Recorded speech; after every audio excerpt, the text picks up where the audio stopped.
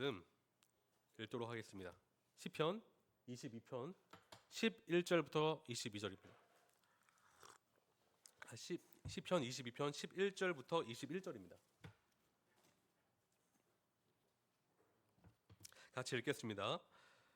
나를 멀리하지 마옵소서. 환난이 가까우나 도울 자 없나이다.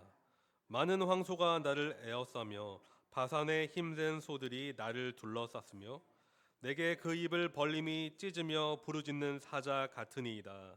나는 물같이 쏟아졌으며 내 모든 뼈는 어그러졌으며 내 마음은 밀랍 같아서 내 속에서 녹았으며 내 힘이 말라 질그릇 조각 같고 내 혀가 입천장에 붙었나이다. 주께서 또 나를 죽음의 진토 속에 두셨나이다. 개들이 나를 에워쌌으며 악한 무리가 나를 둘러 내 수족을 찔렀나이다. 내가 내 모든 뼈를 셀 수 있나이다. 그들이 나를 주목하여 보고 내 겉옷을 나누며 속옷을 제비 뽑나이다. 여호와여 멀리하지 마옵소서. 나의 힘이시여 속히 나를 도우소서. 내 생명을 칼에서 건지시며 내 유일한 것을 개의 세력에서 구하소서. 나를 사자의 입에서 구하소서. 주께서 내게 응답하시고 들소의 뿔에서 구원하셨나이다. 아멘. 자리 앉으시겠습니다.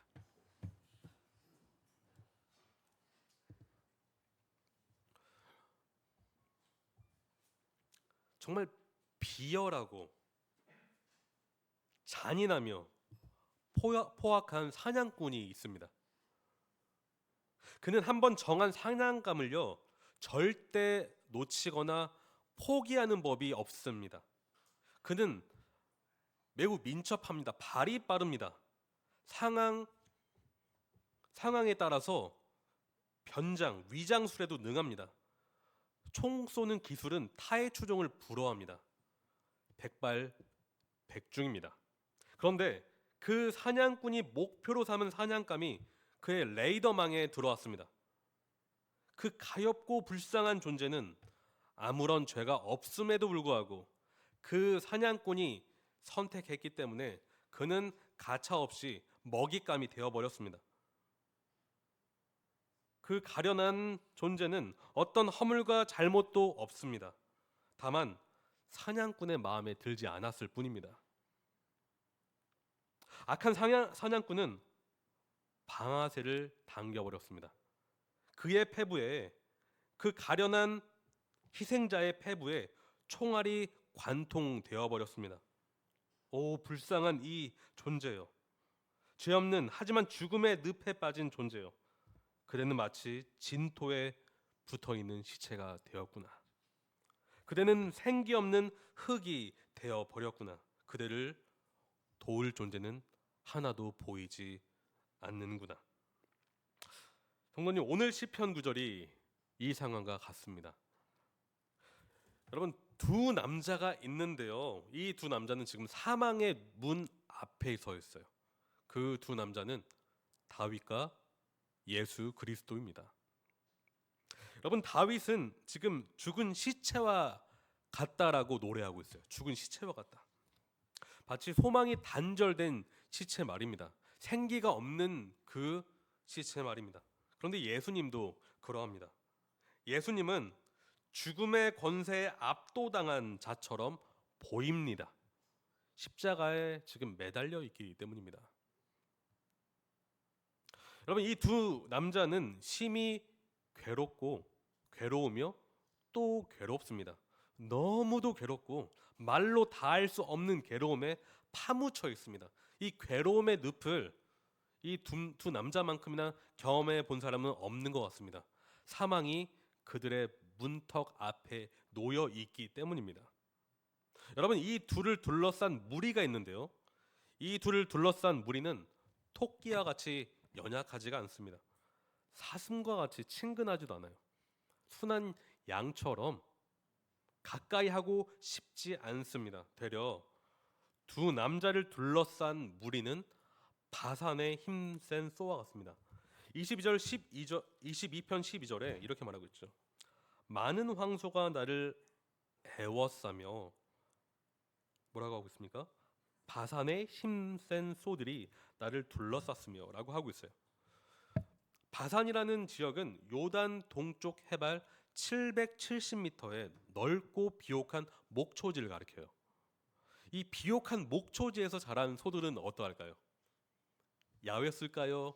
아니면 살이 포동포동 쪘을까요? 네, 살이 아주 상품 좋은 소 있잖아요. 굉장히 힘세고 활동력이 좋은 소가 바로 바산의 소였다라고 합니다. 그 바산의 소. 이 두 남자를 둘러싼 무리는 그 바산의 힘센 소와 같다라는 것이죠. 굉장히 강력하고 무엇으로도 그들을 무너뜨릴 수 없을 것만 같은 그런 강력한 존재 말입니다. 또한 두 남자를 둘러싼 자들은 성난 사자와 같다라고 말하고 있어요. 소일 뿐만 아니라 사자와 같다라고 말하고 있어요. 사자와 같다라고 말하고 있는데요. 보시면 이렇게 말하고 있죠. 내게 그 입을 벌림이 찢으며 부르짖는 사자 같으니이다 라고 말하고 있습니다. 근데 재미있게도 지금 다윗은 그 전에 자신을 뭐라고 표현하고 있습니까? 6절에 나는 벌레요. 한번 상상해 보십시오. 사자와 벌레 어떻습니까? 사자 앞에 벌레는 어떤 존재입니까? 바로 짓밟히기 너무 쉬운 존재입니다. 다윗은 지금 자신이 그러한 존재처럼 여겨진다라고 말하고 있어요. 사자는 한번 움켜쥐고 물어버린 먹잇감을 결코 빼앗기질 않습니다. 그 사자. 근데 사자는 지금 부르짖고 있다라고 말하고 있어요. 부르짖고 있다. 근데 22편 시편 22편 1절 오늘 본문이 아니죠. 20편 1절을 보시면 이렇게 말하고 있어요. 내 신음 소리를 듣지 아니하시나이까. 동일한 단어인데요. 동일한 단어. 지금 두 남자는 구원자를 찾아 부르짖고 있어요.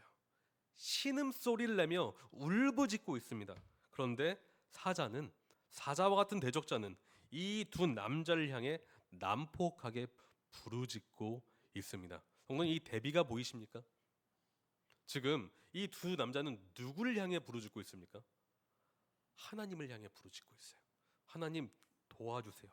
그런데 이 악한 무리들은 의인을 집어삼키려고 부르짖고 있습니다.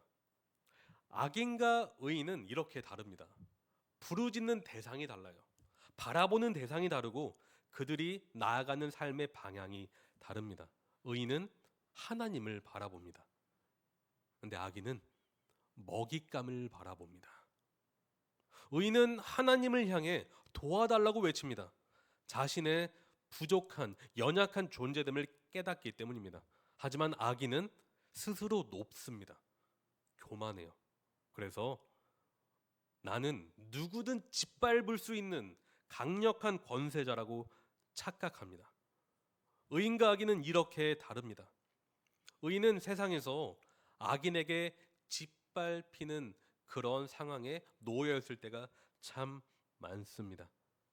사자와 같이 부르짖는 그 악인 때문에 의인은 하나님을 향해 부르짖는 자리로 나아갑니다. 지금 두 남자는 사자에게 둘러싸여져 있습니다. 그런데 더 나아가서 이 두 남자는 지금 길거리를 배회하는 들개 무리에 에워싸여져 있다라고 말을 하고 있습니다. 여러분, 이 시대의 개는요, 지금 우리가 키우는 애완견과 참 다릅니다. 여러분, 요즘의 애완견은 너무도 사랑스럽고 마치 이제 가족 한 일원처럼 자식, 뭐 형, 동생이라고 하기도 하더라고요. 네. 그런 식으로 이제 호칭을 이제 부르면서 굉장히 가족 같은 그런 개념으로 인식을 하고 있습니다. 하지만 이 시대의 개는 들개입니다. 들개. 여러분, 들개가 어떤 존재예요? 길거리를 배회하면서 음식물을 찾아다녀요. 그런데 이 시대에 보통 이 들개들은요, 죽은 시체들의 살점을 뜯어먹는 그런 존재였어요. 바로 죽은 시체를 찾아 배회하며 그 시체를 뜯어먹는 포식자와 같은 그런 존재였다는 것입니다. 다시 말해 다윗은 지금 죽은 시체와 다름없다라고 말하고 있어요. 왜입니까? 들깨에게 쫓김 당하기 때문입니다. 들깨 먹잇감과 같다라고 지금 그가 말하고 있어요. 그래서 개에게 핥히고 물어뜯겨 수족의 구멍이 난 그런 가련한 존재와 같은 자신됨을 표현하고 있습니다. 16절 보실까요? 16절 보시면 이렇게 말하고 있어요. 개들이 나를 애워쌌으며 악한 무리가 나를 둘러 내 수족을 찔렀나이다 라고 말하고 있습니다. 지금 거의 죽은 자 되었다라고 말하고 있는 것입니다. 이 다윗과 예수님 이 두 남자는 현재 죽은 시체와 다름이 없는데요. 17절 보시면 이렇게 말하고 있어요. 같이 한번 읽어볼까요? 시작. 내가 내 모든 뼈를 셀 수 있나이다. 그들이 나를 주목하여 보고. 보통 우리가 뼈가 보여요 하면은 어떤 상태예요? 지금 바산에 살이 오른 황소처럼 그러한 황소 같은 사람에게 뼈가 보입니다라고 말하지는 않죠. 보통 뼈가 보이는 사람들은 어떻습니까? 야위고 굉장히 야윈 사람들에게 뼈가 보인다고 말합니다. 다시 말해 이 두 남자는 극심한 스트레스, 극심한 고통 가운데 뼈가 보일 정도로 지금 그런 야윈 상태에 놓여 있다라고 말하고 있는 것입니다. 결국 이 둘은 죽은 시체와 다름이 없다. 그리고 이렇게 말하고 있어요. 14절 보시면 아주 강한 열에 녹아 없어져 버리는 밀랍과도 같이 이 두 남자의 마음은 녹아내리고 있습니다. 지금 정신적으로, 육신적으로, 전 인격적으로 굉장한 지금 스트레스와 굉장한 압박 속에 놓여 있다는 것이죠. 이 두 남자는 현재 죽은 시체와 같은데요. 사악한 무리들은 이 두 남자의 겉옷을 나누고 심지어 속옷도 제비 뽑아서 가져가려고 한다라고 말하고 있어요. 18절 보실까요? 18절. 내 겉옷을 나누며 속옷을 제비 뽑나이다. 고대 사회에서 패배한 적군의 물품을 승리한 군인들은 전리품처럼 가져갔어요. 전리품으로 가져갔다는 것입니다. 그런데 겉옷과 속옷은 사람이 소유할 수 있는 마지막 소유물과 같아요. 다시 말해 이 겉옷과 속옷을 가져간다는 것은 어떤 의미일까요? 죽은 시체와도 같다라고 여기는 것입니다. 너는 죽은 존재와 같다라고 여기는 것이에요. 가치 없는 시체처럼 여기는 것입니다. 바로 이 지금 제비 뽑는 이 현장은 극한의 모멸, 극한의 모욕, 극심한 치욕의 현장 속에 이 두 남자가 내맡겨져 있는 것이죠. 우리 같이 마태복음을 보실까요? 마태복음 같이 보시겠습니다. 마태복음 27장인데요. 마태복음 27장 35절부터 37절입니다.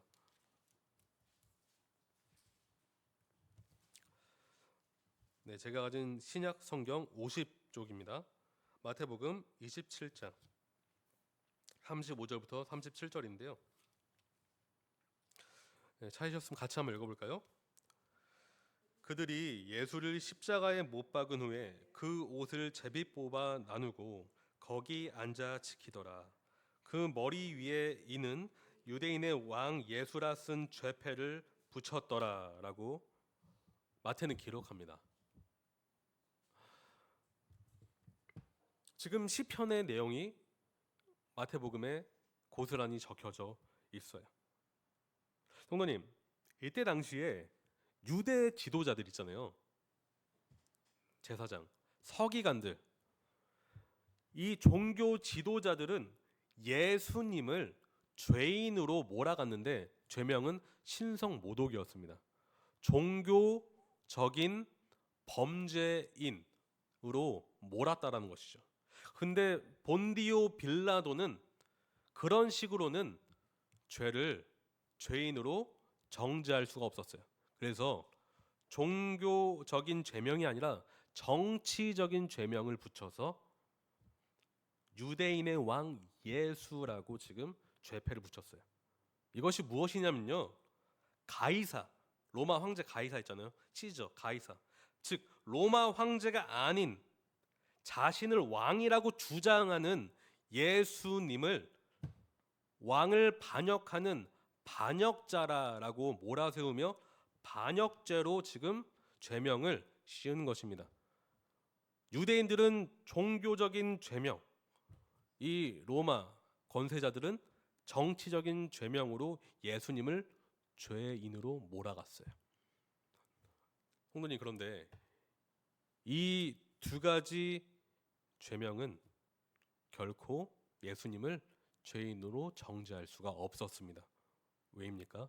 예수님은 그런 죄를 지은 적이 없으셨기 때문입니다. 왜냐하면 예수님은 진정한 하나님의 아들이셨고 예수님은 진정한 유대인의 왕이셨어요. 그러니까 재미있게도 유대인의 왕 예수라고 지금 반역죄명을 그분의 얼굴에 죄패를 붙였지만 궁극적으로 그들은 예수님이 왕이라는 것을 선포하는 것입니다. 이렇게 하나님은 그들의 입술을 통해서, 그들의 죄악을 통해서 예수님의 존재를, 예수님의 신분을 선포를 하시는데요.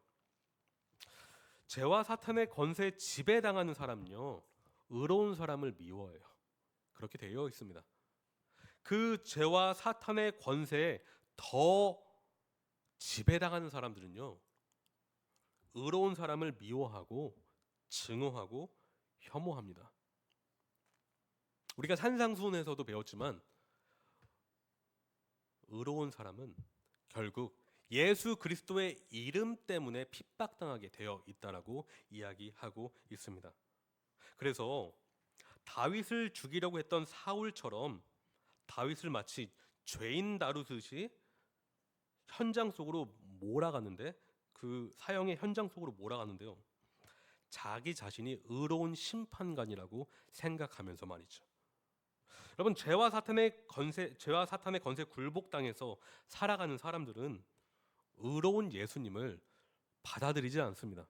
예수님을 멸시하고 조롱하고 핍박합니다. 의로운 예수님을 반역자로 정죄하여서 십자가 사형대 앞에 세울 뿐이죠. 그런데 저와 여러분에게 묻고 싶은 게 하나 있어요. 예수님의 머리에 달린 죄패 안에 쓰여진 반역죄는 누구의 죄였습니까? 저희는 잘 생각해 볼 필요가 있습니다.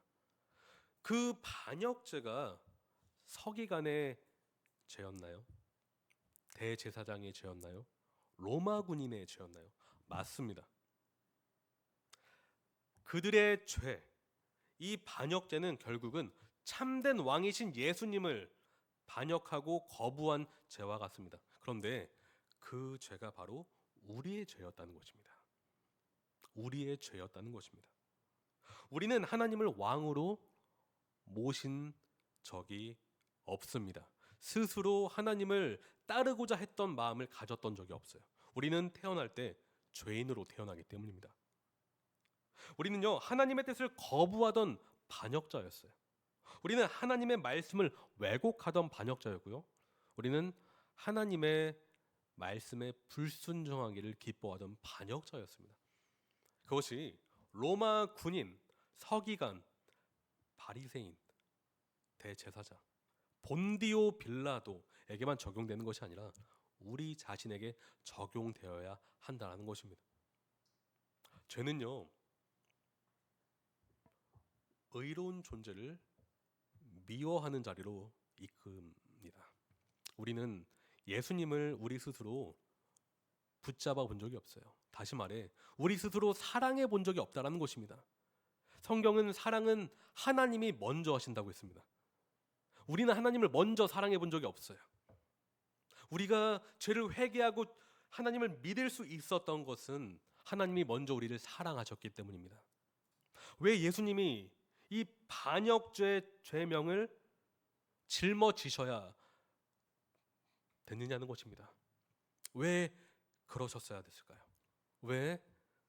주님은 천사를 다 부르셔서 이들을 모두 쓸어버리실 수 있는 하나님이셨지만 그러지 아니하셨습니다. 순한 양처럼 그저 묵묵히 그 길을 걸어가셨습니다. 이 악한 무리들이 수족을 찌름에도 불구하고 주님은 소리치지 아니하셨습니다. 욕하지 아니하셨습니다. 악을 악으로 갚지 아니하시고 받아들이셨습니다. 예수님은 십자가 죽음 앞에 그 죄의 건세에 압도당하는 것처럼 보입니다. 예수님은 죽음의 공포에 억눌림 당하시는 것처럼 보입니다. 주님은 세상의 그 조롱, 멸시, 심지어 제자들의 배신, 더 참기 어려웠던 것은 뭔지 아세요? 아버지의 침묵입니다. 아버지의 침묵이에요. 그 아들은 아버지만 바라보고 있는데 아버지는 침묵하시는 것이죠. 되려 아버지는요, 아들을 심판하시겠다라고 하십니다. 그 진노의 잔을 아들에게 쏟아 부으시겠다고 하세요. 아들은 너무너무 슬픕니다. 사랑하는 아버지와 창세전에 누렸던 그 영광스러운 교제를 계속해서 누리고 싶은 그 아들께서 죄로 말미암아 단절되어야 하는 그 슬픔을 감당하기 너무 어려우신 그 아들의 마음을 한번 생각해 보십시오. 예수님은 극한의 고립과 외로움, 죄의 심판이라는 그 우주적 형벌의 무게 앞에 죽은 시체와도 같이 되셨고 결국 죽임 당하셨습니다. 왜 예수님이 이러한 고통을 당하셨어야 됐을까요? 왜냐하면 우리 죄 때문입니다. 우리는요, 죄를 너무도 가볍게 생각해서는 안 됩니다. 우리가 죄인이라고 그 외치는 난 죄인이죠라고 말하는 그 고백 앞에 우리는 이러한 마음이 있어야 돼요. 그 죄가 누구를 십자가에 못 박게 만들었나? 그 죄가 누구를 고통 가운데 밀어넣었나? 그 죄가 어떤 분을 죽음으로 몰아갔나? 바로 의로우신 예수님이 우리 죄 때문에 십자가를 지셨습니다.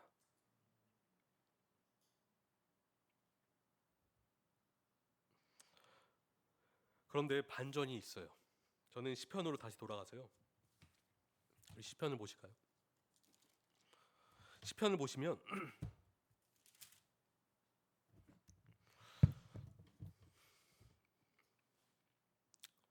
19절부터 갑자기 반전의 음성이 들립니다. 19절 여호와여 멀리하지 마옵소서.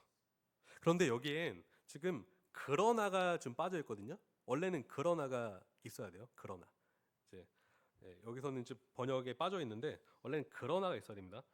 그러나 여호와여 멀리하지 마옵소서. 반전을 노래하는 것입니다. 그 죽음의 순간 앞에서 신뢰가 다 바닥나 버릴 것만 같은 그 순간 앞에서 죽음의 순간 앞에서 아버지를 놓지 않는 그 울부짖음을 한번 바라봐 보십시오. 여호와여 그러나 여호와여 멀리하지 마옵소서. 나의 힘이시여 속히 나를 도우소서. 21절 같이 한번 읽어볼까요? 죄송해요. 20절 한번 읽어볼까요? 내 생명을 칼에서 건지시며 내 유일한 것을 개의 세력에서 구하소서. 내 유일한 것이 무엇입니까? 내 생명. 주님, 내 생명을 개의 이 무리들 악인들에게서 건져 주시옵소서. 21절 같이 읽겠습니다. 나를 사자의 입에서 구하소서. 주께서 내게 응답하시고 들소의 뿔에서 구원하셨나이다. 근데 놀라운 사실이 하나 있습니다. 놀라운 사실이 있는데요. 바울이요. 다윗은 마지막에 응답하시고 구원하셨다라고 하고 있어요. 구원하실 것이다가 아니라 뭐라고 하고 있죠? 하셨다. 완료형. 무엇입니까? 죽음의 순간을 앞에 두고 이미 아버지는 하나님은 구원하셨다라고 고백하는 것입니다. 하나님에 대한 믿음이 없어져도 이상하지 않을 것만 같은 그런 상황 속에서 되려 하나님은 구원하셨다를 외치고 있어요. 성도님의 삶 속에서 저는 다 알지 못합니다.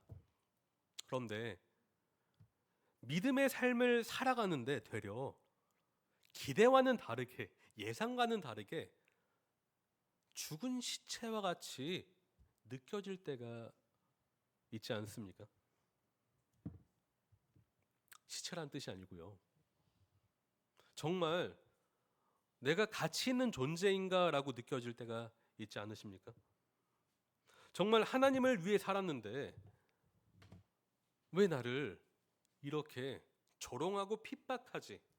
왜 나의 존재를, 나의 가치를 이렇게 깎아내리지? 하는 그런 억울한 상황을 당하실 때가 있지 않습니까? 기대와는 다르게 정말 희망찬 미래가 보장될 것만 같은 그런 생각 속에 현실은 너무도 다르게 흘러갈 때가 있지 않습니까? 그래서 죽은 시체와 같이 느껴질 때가 있지 않습니까? 하지만 저는 오늘 말씀을 통해서 도전드리고 권면드리고 싶어요. 여러분, 죽음도 하나님을 향한 우리의 신뢰를 끊을 수가 없습니다. 어떠한 대적도, 어떠한 고난도, 어떠한 핍박도 하나님을 향한 우리의 믿음을 없애버릴 수가 없습니다. 왜인 줄 아십니까? 예수님이 죽음에서 부활하셨기 때문입니다. 주님은 죽음의 순간 속에서도 아버지를 붙잡으셨어요. 십자가를 지는 그 순간 속에서도 아버지께서 살리실 것을 믿으셨습니다. 믿음이라는 것은 좋을 때만 믿는 게 아니라 가장 어두울 때도 똑같이 믿는 것이며 가장 어둡고 가장 극심한 고통의 순간에서 되려 그 믿음이 진짜로 판명이 됩니다. 그래서 다윗이, 예수님이 구원하셨다 노래하는 것입니다. 여러분도 그렇게 믿으십니까? 여러분, 진짜 죽음의 순간, 정말 죽을 것만 같은 그 순간 속에서 이미 구원하셨다를 선포하실 수 있겠습니까? 우린 할 수 있습니다. 할 수 있습니다. 왜냐하면 이 아버지께서 우리를 먼저 사랑하셨기 때문입니다. 하나님이 붙잡아 주신 그 손은 우리가 놓을 수가 없어요. 그러므로 그 하나님을 바라보십시오. 우리의 구원의 비결은 우리의 능력이 아니라 하나님의 능력에 있습니다. 하나님의 도우심에 있습니다. 하나님의 이끄심에 있습니다. 우리 같이 기도했으면 좋겠는데요. 수요 예배 때는 원래는 하진 않는데 짧게 기도하고 제가 마무리 기도하겠습니다. 오늘 들은 말씀,